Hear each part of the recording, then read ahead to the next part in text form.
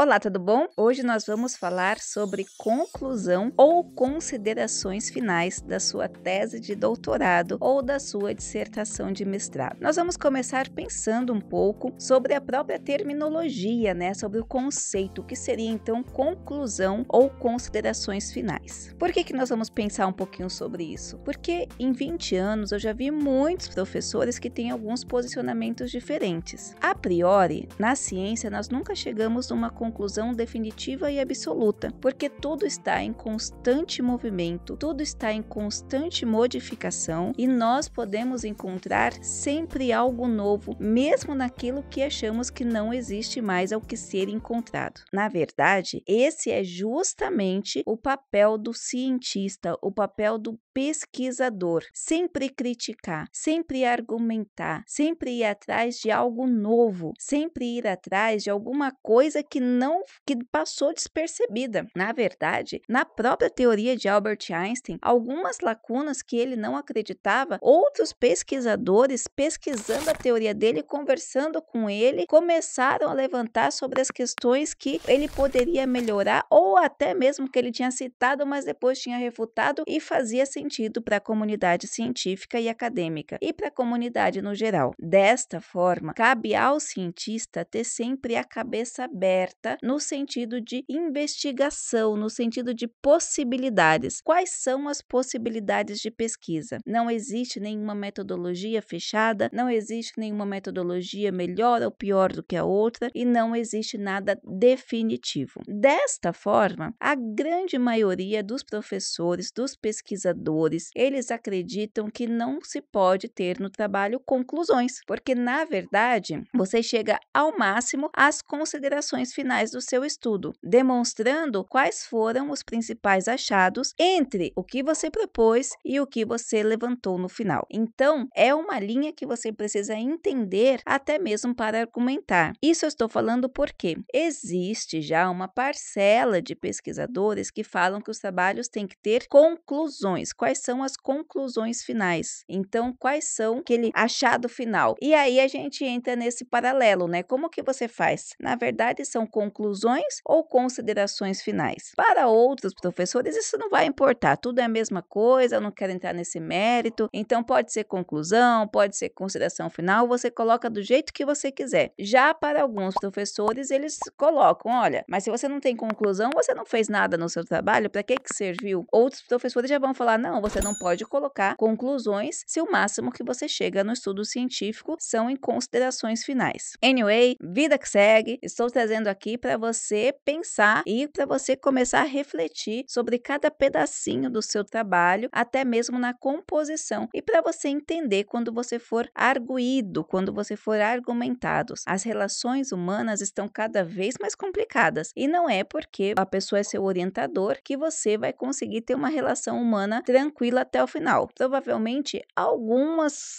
pontos de vista diferentes vocês podem ter e, falando de conclusão ou considerações finais, basicamente pode acontecer a mesma coisa. Então, eu vou trazer aqui para você como se faz as considerações finais, porque eu também acredito que em nenhum estudo você tem uma conclusão absoluta e uma verdade absoluta. Eu, particularmente, também acho que nós estamos em constante crescimento, movimento. Cada vez que eu estudo mais, para cada área que eu vou, eu fico transitando muito, que o meu interesse é muito múltiplo. Eu percebo que a gente precisa aprender cada vez mais e cada vez mais de forma interdisciplinar. Isso significa que realmente chegar numa consideração final absoluta não seria possível, porque nosso tempo de estudo é pouco, as amostras são pequenas, os estudos são limitados em realidades específicas, então nunca a gente vai conseguir generalizar. Então vamos lá, considerações finais, Diferente da ideia das conclusões. Existe uma ordem,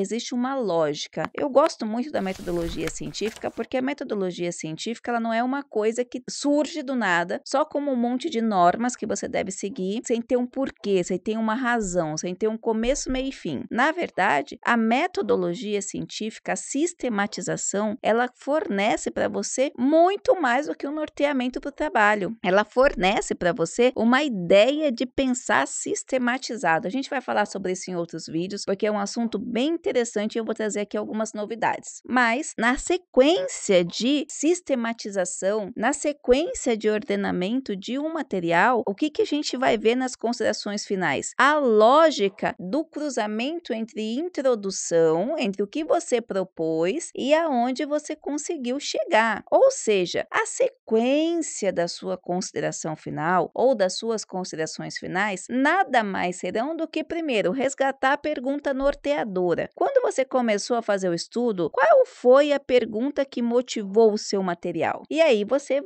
pode resgatar no sentido escrito mesmo para responder, para introduzir as considerações finais, resgatarei ou resgatar-se-á a pergunta norteadora. E aí você pode fazer dessa forma, ou você já pode seguir a sequência de responder a pergunta. Dentro daquela pergunta norteadora que você tratou, quais foram as considerações que você chegou? Você trabalhou, você chegou e como que você percebeu o que seu estudo trouxe. Em seguida, você vai resgatar os objetivos. Aqueles objetivos lá, aqueles objetivos que você colocou, aqueles objetivos que você deveria fazer, você fez. Esse é um dos grandes problemas das considerações finais e dos trabalhos acadêmicos como um todo, porque às vezes o aluno e o professor se perdem tanto no meio do caminho que não se sabe. Você olha assim, os objetivos eram uns, a questão norteadora era outra, o que foi feito no trabalho era outra coisa e chegou no final, e aí, o que aconteceu aqui que a gente não tem essa pergunta, problema que responde, não foi isso que eu fiz? Há uns 15 dias atrás eu peguei um aluno assim, o trabalho todo recortado, parecia um Frankenstein de vários trabalhos e ele não conseguia fazer as considerações finais porque não tinha. O que foi proposto no trabalho não foi o que foi feito, os achados não respondiam à revisão da literatura, os argumentos teóricos, então ficou aquele emaranhado de mini trabalhinhos incompletos. E na verdade, nas suas considerações finais, o que você vai fazer é justamente isso. Nos objetivos que você traçou lá em cima, você foi seguindo objetivo 1. Você fez? Quais foram as principais questões que você encontrou no objetivo específico, né? No outro objetivo específico, qual foi o passo que você propôs?